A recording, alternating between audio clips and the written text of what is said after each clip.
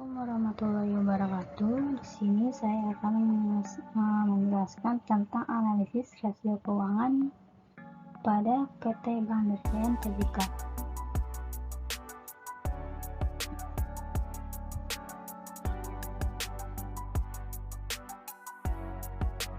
Rasio keuangan. Rasio keuangan adalah metode analisis yang digunakan untuk mengukur dan mengevaluasi hubungan antara berbagai angka atau item dalam laporan keuangan suatu perusahaan.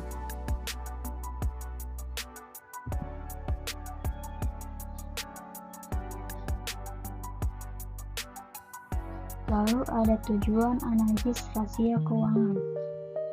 Tujuan utama analisis rasio keuangan adalah untuk mengukur kesehatan keuangan perusahaan dan membantu dalam pengambilan keputusan yang berhubungan dengan investasi, pembiayaan, dan manajemen risiko. Dengan menggunakan rasio keuangan, kita dapat mengidentifikasi kekuatan dan kelemahan keuangan perusahaan serta membandingkan kinerja keuangan dengan perusahaan sejenis dalam industri yang sama.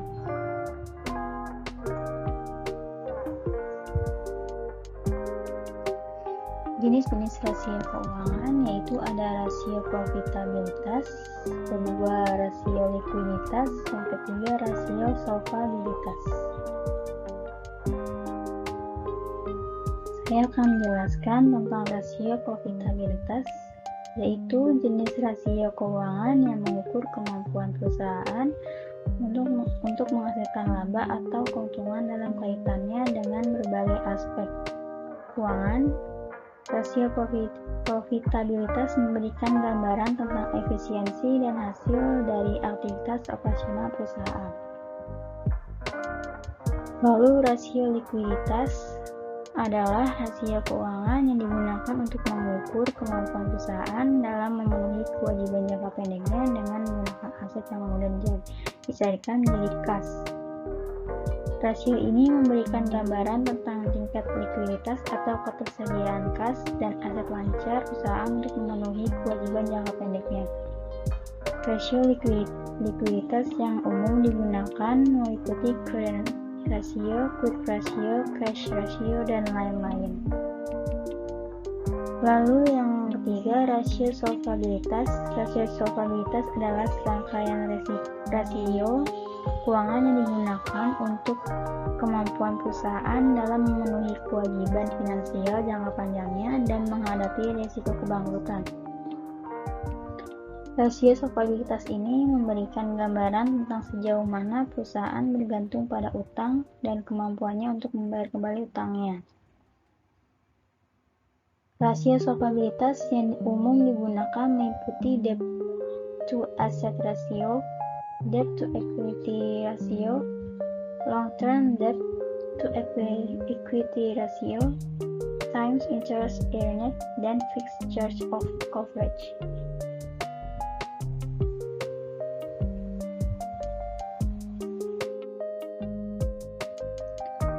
Lalu ada rasio aktivitas. Rasio aktivitas juga dikenal sebagai rasio perputaran, digunakan untuk mengukur sejauh mana perusahaan efisien dalam mengelola dan memanfaatkan asetnya untuk menghasilkan penjualan atau pendapatan. Rasio-rasio aktivitas ini membantu dalam mengevaluasi efisiensi operasional perusahaan dan penggunaan aset untuk menghasilkan pendapatan.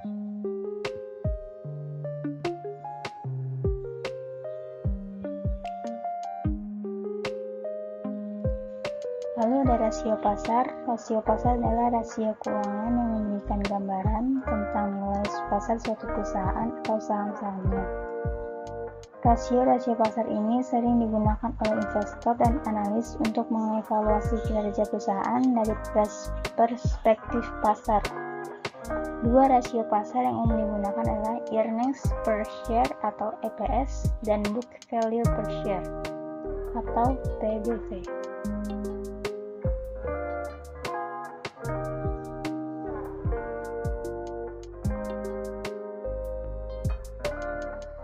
Lalu Bank BTN mempunyai perubahan slogan dari tahun 1992 sampai 2000, yaitu mengembangkan tradisi, menabung dan membangun tahun 2000 sampai 2011, berpengalaman melayani keluarga Indonesia tahun 2011 sampai sekarang, sahabat keluarga Indonesia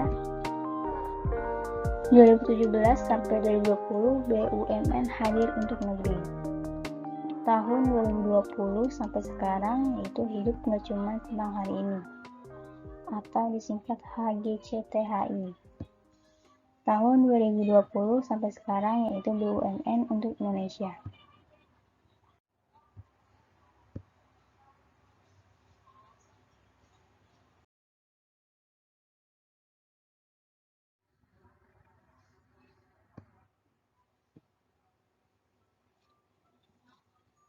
Analisis rasio keuangan PT Bank BTN Tbk.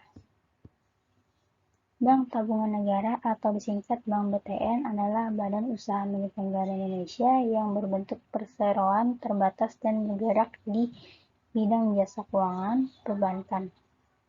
Sejak tahun 2023, BTN ini dipimpin oleh Nixon L. P. Napitulus sebagai direktur utama.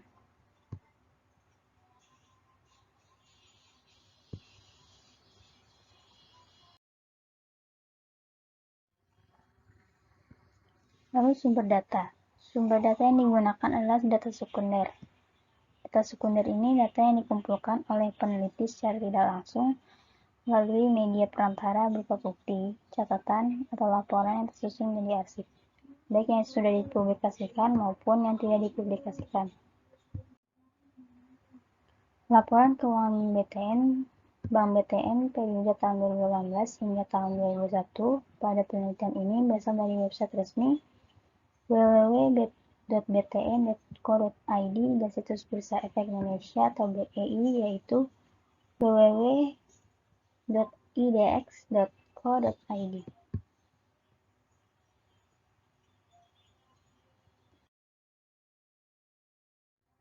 Dan ini laporan keuangan Bank BTN.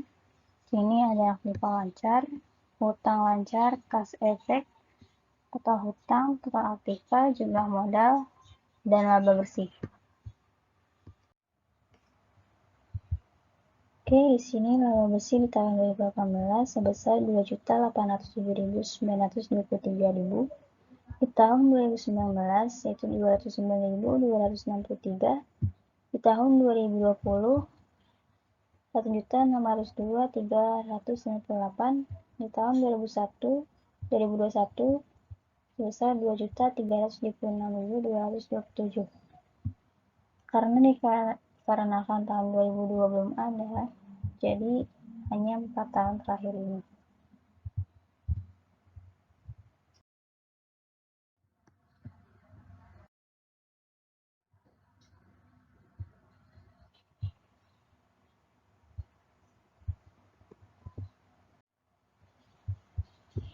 Ini ada rasio rentabilitas ROA atau Rate of Return on Investment. ROA yaitu laba bersih dibagi total aktiva dikali 100. Di tahun 2018 presentasinya 0,91%, di tahun 2019 yaitu 0,67%, di tahun 2020 0,44%, di tahun 2021 0,63%. Hasil perhitungan ROA dalam perhitungan tabel di atas dapat disimpulkan tahun 2019 mengalami penurunan sebesar 0,83%, ketika tahun 2020 mengalami kenaikan sebesar 0,373%. Sedangkan pada tahun 2021 mengalami kenaikan sebanyak 0,19%.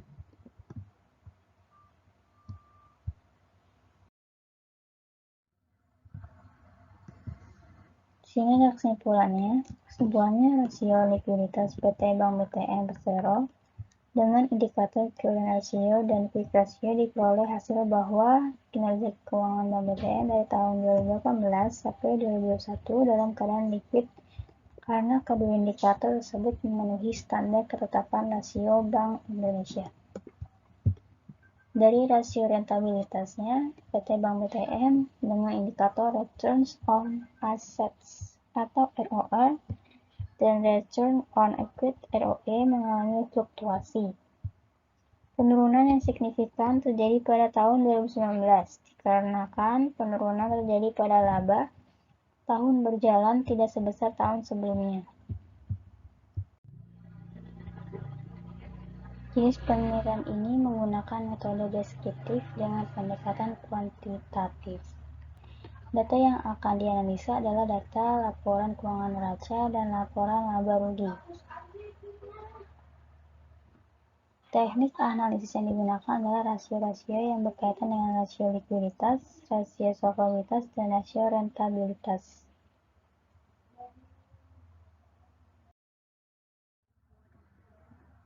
Oke, cukup. Terima kasih. Sekian dari penjelasan analisis rasio keuangan pada Bank BTN. Terima kasih. Saya Paramita Putri.